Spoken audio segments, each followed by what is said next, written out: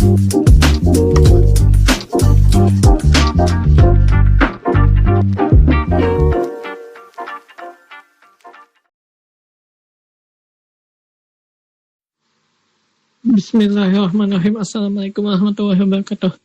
Selamat sore dan selamat datang lagi di podcast dari Pulau Gedung untuk edisi Sabtu 9 Mei 2026. Tema podcast kita hari ini adalah Ade Armando. Anda mau penjarakan saya? Menurut pelapor, Anda adalah orang kuat. Seperti yang informasikan dari makassar.tribunnews.com. Akademis dan penggiat media sosial Ade Armando mengurungkan niatnya untuk datang meminta maaf ke mantan Wakil Presiden Yusuf Kala. Ade Armando sebagai tokoh utama Partai Solidaritas Indonesia menyatakan bahwa pelapor itu adalah orang yang paling kuat. Bahkan, proposal maaf mantan politisi Partai Solidaritas Indonesia itu ternyata bersyarat. Sementara itu, pelapor Ade Armando menjawab apa yang disampaikan Ade mengenai orang yang paling kuat dalam melaporkan Ade Armando ke polisi. Kalau begitu ya, saya menyatakan saya tidak akan minta maaf kalau begitu. Karena toh ujung-ujungnya tetap akan dijalani proses hukumnya. Ujar Ade dalam program interupsi bertajuk Dituding Fitnah Yusuf Kala. 40 ormas melaporkan Ade Armando CS di sebuah TV nasional Kamis pada tanggal 7 Mei 2026. Sementara itu, para tokoh-tokoh Partai Solidaritas Indonesia termasuk Kaisang juga menanggapi pernyataan Ade Armando yang menyebut pelapor dirinya ke polisi itu adalah orang kuat. Menurutnya, jika laporan polisi soal penyebaran video ceramah Yusuf Kala tak dicabut, lantas kenapa lagi dirinya harus datang minta maaf? Laporan itu terkait potongan video Yusuf Kala yang merupakan mantan Wakil Presiden Republik Indonesia yang dituduh menghina agama Kristen. Pengacara Yusuf Kala, Abdul Aziz Tauhu, pun tertawa saat memintai tanggapan atas pernyataan Ade Armando. Sementara itu, pelapor Ade Armando ke polisi menerima tanggapan terkait Ade Armando yang menyebutnya orang kuat. Ternyata, maafnya bersyarat tidak tulus, ujar Aziz pada hari Jumat dan tanggal 8 Mei 2026 siang. Sementara itu, tim kuasa hukum Ade Armando juga menanggapi pernyataan Ade Armando yang menyebut orang yang melaporkannya ke polisi adalah orang kuat. Tauhu juga belum mengetahui apakah Yusuf Kala bersedia menerima maaf Ade. Sementara itu, tim kuasa hukum pelapor juga menanggapi pernyataan Ade Armando yang menyebutkan bahwa orang yang melaporkan Ade Armando ke polisi itu adalah orang yang terkuat yang pernah ada di dalam kasus penghinaan agama Kristen oleh mantan Wakil Presiden Yusuf Kala. Kata hukum, jika dia datang meminta maaf ke Pak Yusuf Kala dan mengakui kesalahannya, justru itu akan jadi pertimbangan majelis hakim di pengadilan, ujarnya katanya. Dalam musyawarah yang digelar oleh tim kuasa hukum Ade Armando, mereka sepakat untuk melindungi Ade Armando dalam kasus hukum mengenai penistaan agama Kristen. Advokat asal Ambon, Maluku ini menyatakan proses hukum Ade Armando atas laporan polisi 40 ormas Islam bukan kasus aduan Yusuf Kala ke Rismon Panjaitan. Kalaulah dia datang ke Pak Yusuf Kala dan maafnya diterima, bukan berarti perbuatan melanggar hukumnya tidak diproses, tapi jadi pertimbangan. Sementara itu, Wakil Presiden Yusuf Kala menanggapi laporan yang disampaikan Ade Armando kepada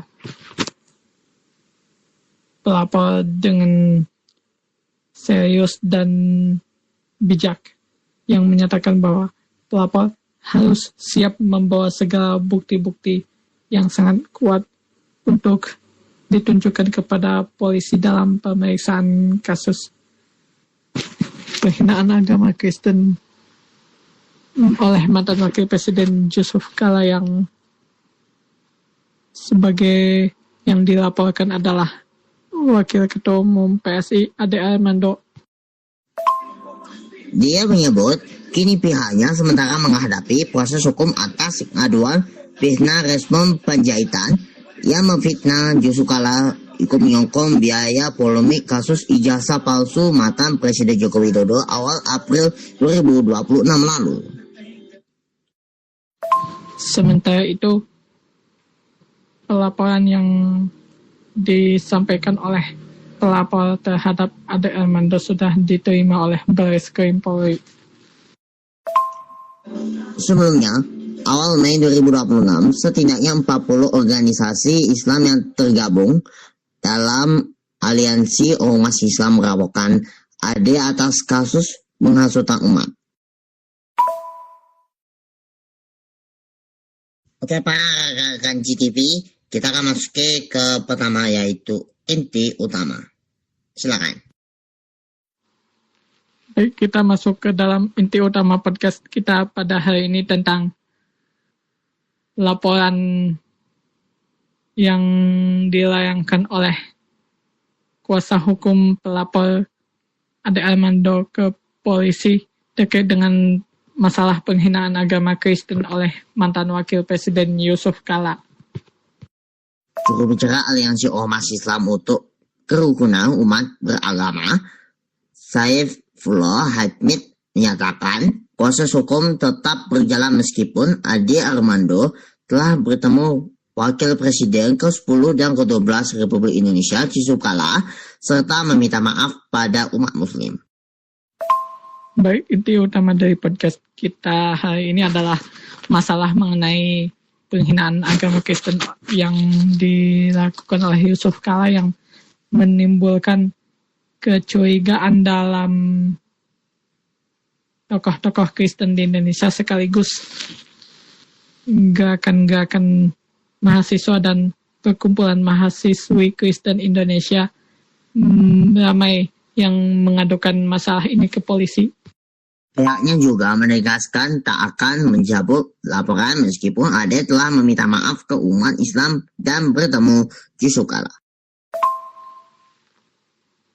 Wakil Presiden Gibran Rakabuming akan menanggapi pernyataan pelapor Ade Armando dengan memberikan dukungan kepada pelapor untuk membawa kasus penghinaan agama Kristen oleh Yusuf Kala ke medan hukum sekaligus juga membawanya ke meja hijau atau pengadilan.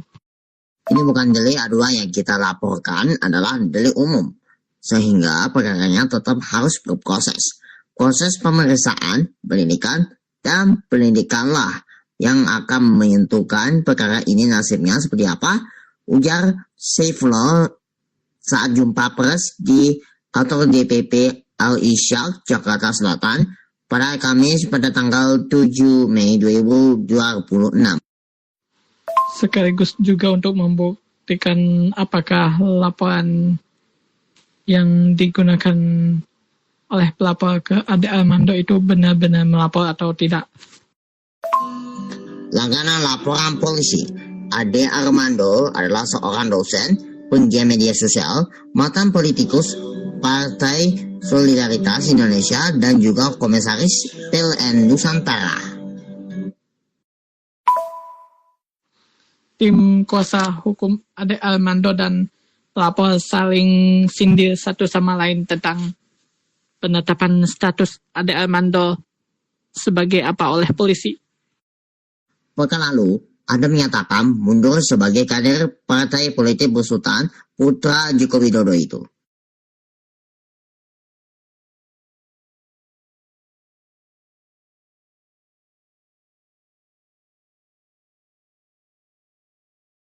Sementara itu, Wakil Presiden Republik Indonesia Yusuf Kala sudah mengadakan tabayun dengan pihak MUI dan tokoh-tokoh Kristen serta tokoh-tokoh gerakan mahasiswa Kristen Indonesia. Walaupun Bapak Yusuf Kala telah diduga menghina agama kami tetap menganggap dia saudara kami karena dia ini hanya ingin menjelaskan secara utuh tentang perdamaian setelah konflik di Ambon dan Poso, Sulawesi Tengah. Sebelumnya, DPP PSI juga menolak memberikan bantuan hukum resmi ke Ade Armando dan mantan Ketua Umum DPP PSI Kris Natalia menyusul laporan terkait unggahan potongan video ceramah Yusuf Kala di media sosial yang dianggap menimbulkan kegaduhan.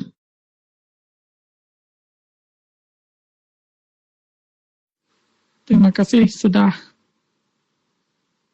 bergabung lagi di podcast dari Pulau Gadung. Kita akan lanjut lagi podcast hari ini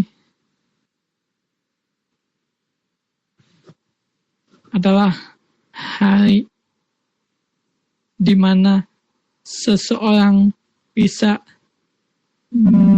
melaporkan tokoh sekelas Bapak Wakil Presiden ke polisi terkait dugaan menghina agama Kristen. Namun bagaimanapun dia tetaplah saudara kami dan sudah tentu kami akan membelanya dari serangan tokoh-tokoh Kristen lain. Selain aliansi Ormas, Ade Armando juga dilaporkan oleh Aliansi Profesi Advokat Maluku melaporkan Ade Armando dan Permadi Area 20 April 2026 ke Polda Metro Jaya April 2026 atas dugaan tindak pidana menghasutkan, provokasi, dan ujaran kebencian berbasis sara. Ade Armando sebagai tokoh PSI menganggap pelapor dirinya itu adalah orang kuat yang bisa membuat laporan yang bisa menjeratnya sebagai tersangka.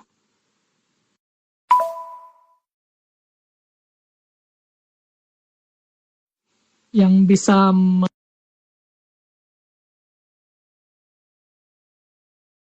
Ade dan Abu Janda dituduh menyebarkan potongan video ceramah Yusuf Kala yang dianggap memprovokasi dan menimbulkan potensi perpecahan nasional.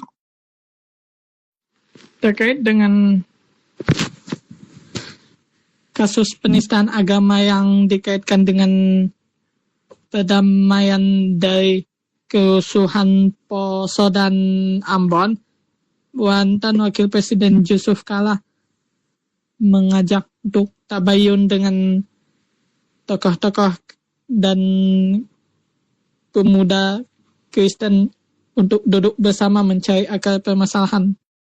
Ade Armando sendiri menegaskan siap menghadapi proses hukum dan meyakini dirinya tidak bersalah, serta menunggu panggilan aparat hukum.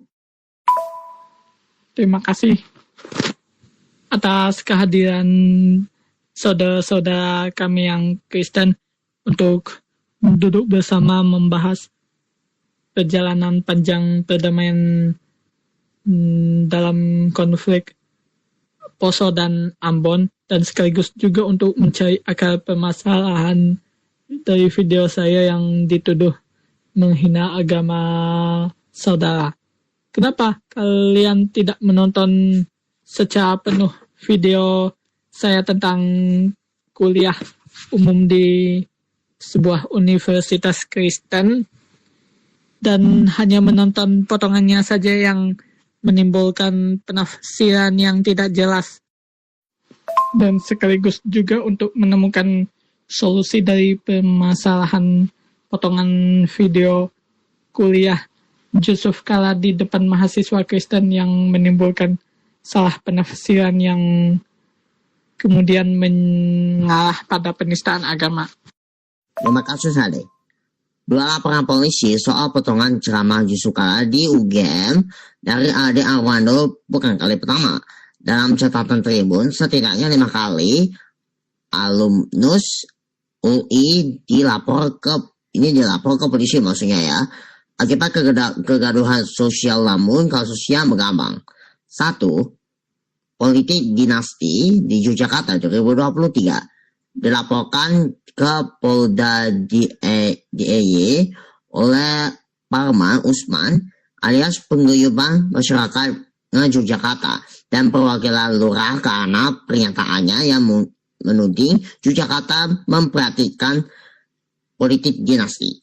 2. Cuitan azan tidak suci tahun 2018 dilaporkan atas dugaan penodaan agama setelah menulis bahwa azan bukanlah hal suci, melainkan hanya panggilan untuk sholat yang terkadang tidak merdu.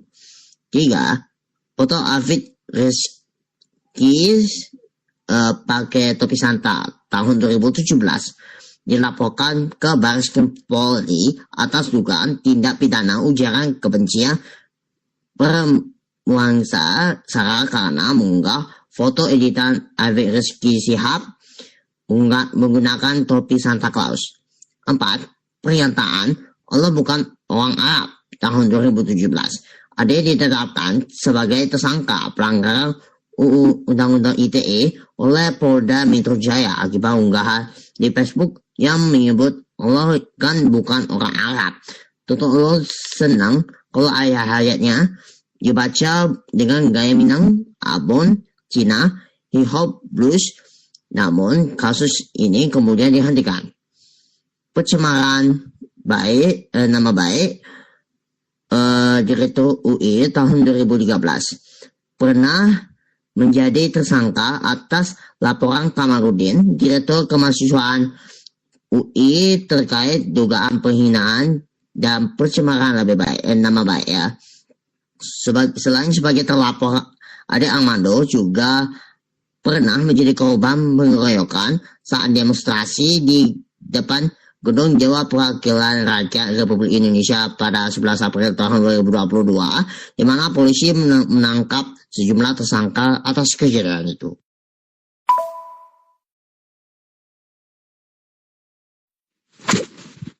Demikian maksud Yusuf Kala di balik ajakan kepada mahasiswa Kristen dan tokoh-tokoh Kristen untuk duduk bersama membahas mengenai potongan video ceramah Yusuf Kala di depan para mahasiswa Kristen. Seperti informasi yang kedua dari CNN Indonesia, Ade Armando dan Permadi Arya alias Abu Chandra buka suara terkait laporan soal dugaan penghasutan dan provokasi butut potongan ceramah wakil Presiden ke-10 dan ke-12 Republik Indonesia Yusuf Kala saat berceramah di Masjid Universitas Gadjah Mada beberapa waktu lalu. Nah, apa yang kita dapatkan dalam inti utama podcast kita ini, yang kita dapatkan adalah tentang potongan video ceramah Yusuf Kala di hadapan mahasiswa Kristen yang diduga menghina agama Kristen oleh JK. Kenapa tidak ditonton secara full, secara langsung, dan tidak melihat potongan-potongannya yang menimbulkan penafsiran yang salah, yang bisa mengarah pada tuduhan penistaan agama, serta mengajak mahasiswa dan tokoh-tokoh Kristen untuk mengadakan tabayun untuk memeriksa kebenaran yang ada di dalam masalah potongan video ceramah Yusuf Kala tersebut. Baik, kita akan masuk ke dalam tanya jawab. Nah, tanya jawab begini. Ade mengatakan tak memahami substansi oleh dilayangkan oleh Aliansi Profesi Advokat Maluku ke Polda Metro Jaya tersebut. Yang jawaban saya itu ya, Ade Armando menyebutkan pelapor yang melaporkan dirinya ke Barreskrim Polri itu adalah orang yang kuat. Sebab Ade mengaku dirinya tidak mengedit ataupun memotong video ceramah di Sukala tersebut, melainkan hanya memberikan komentar. Sementara itu, pihak pengacara pelapor menyatakan dukungan kepada pelapor Ade Armando dalam membawa kasus ini ke ranah hukum. Saya tidak paham dengan substansi laporan mereka. Kok saya dituduh memotong ceramah Pak Yusuf-Kalla sehingga menimbulkan kehebohan? Saya tidak memotong atau mengedit dan kemudian menyebarkannya. Yang saya lakukan hanyalah komentari potongan ceramah Yusuf-Kalla yang menyebar di dunia online, kata Ade saat dikonfirmasi Senin pada tanggal 20 April 2026 malam. Saya tidak paham dengan... Kita akan menunjukkan kepada rakyat Indonesia tentang kebenaran yang sesungguhnya di balik laporan saya terhadap Ade Armando ini, kata si pelapor tersebut. Baik, kita masuk ke kesimpulan sebelum menutup podcast dari Pulau Gadung untuk sore hari ini. Apa kesimpulannya?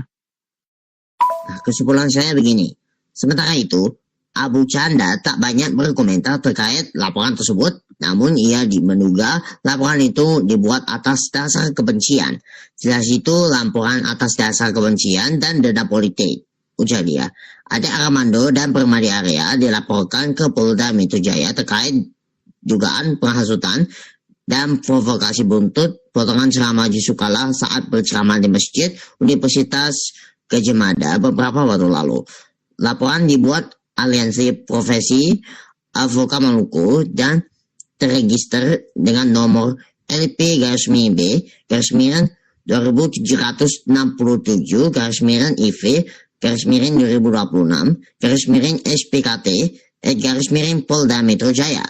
Kami mendatangi Polda Metro Jaya dalam rangka membuat laporan polisi tentang dugaan tindak pidana menghasutkan dan provokasi yang diduga dilakukan oleh saudara Ade Armando dan Permadi Arya melalui media sosial, kata perwakilan APAM sekaligus pelapor Paman Nurliti kepada wartawan Senin.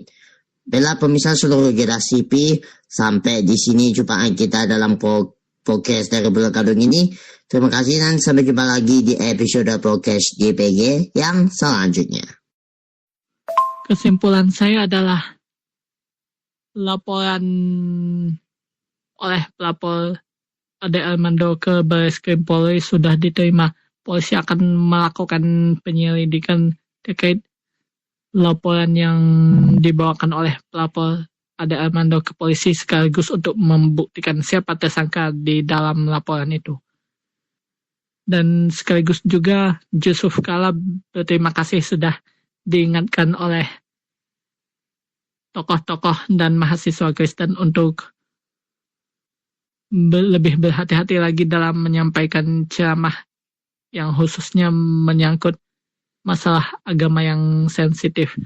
Sekaligus juga Yusuf-Kalla bersyukur sudah diingatkan oleh mahasiswa dan tokoh Kristen, sekaligus juga mengajak tokoh-tokoh Kristen dan Muslim untuk duduk bersama dalam membahas masalah potongan video ceramah mengenai konflik Ambon dan Poso yang sekarang sudah masuki tahap perdamaian sampai sekarang, atau maksudnya memasuki tahap perdamaian sampai sekarang.